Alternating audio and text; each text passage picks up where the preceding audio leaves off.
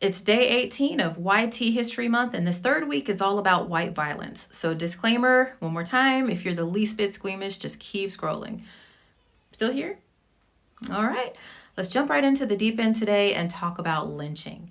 It's defined as an extrajudicial killing by a group, like with Emmett Till, but it's typically done by hanging. In fact, ever heard the claim that the word picnic comes from picnic? Well, that's not entirely true. Like the etymology of the word itself has French origins, but it's not entirely false either. Lynchings were absolutely turned into public spectacles where white families gathered to pick their victims to hang while enjoying a packed lunch. They would bring their children, collect fingers, ears, and even jewels as souvenirs. They'd pose for photographs that were turned into postcards they'd use like trading cards. And why were black people lynched? For looking at a woman the wrong way, for speaking out of turn, for being a little too successful, or because why not? From 1882 to 1968, more than 4,700 documented lynchings took place that we know of, primarily thanks to Miss Ida B. Wells, a black woman who proved that the myth of black men being lynched for white women was just that, a lie designed to justify the brutality. Her bravery is even more impressive considering that black women were lynched just as readily as black men.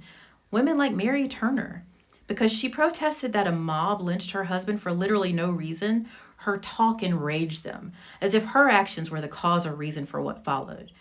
On May 19th, 1918, one day after her husband's murder, they kidnapped Mary, who was 8 months pregnant, bound her feet, hung her from a tree, threw gasoline on her, and burned her clothes off. While she was still alive, they took a butcher knife, cut her abdomen, ripped her baby from her body, and threw it. When the baby fell, it started to cry, so a member of the mob. Then the men riddled Mrs. Turner's body with hundreds of bullets, killing her. This was America, and it still is. In fact, it took 4 years after Mary Turner's lynching before the 1922 Dyer anti-lynching bill was crafted.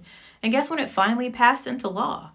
December of 2018. Now, the physical lynchings did slow towards the late 1960s, but the psychological terror never really has. With police brutality, the death penalty, stand your ground laws, the ridiculously steep criteria that pure atrocities need to reach in order to be classified as hate crimes. And like with Mary Turner, white America always finding a reason to blame black victims for their own deaths.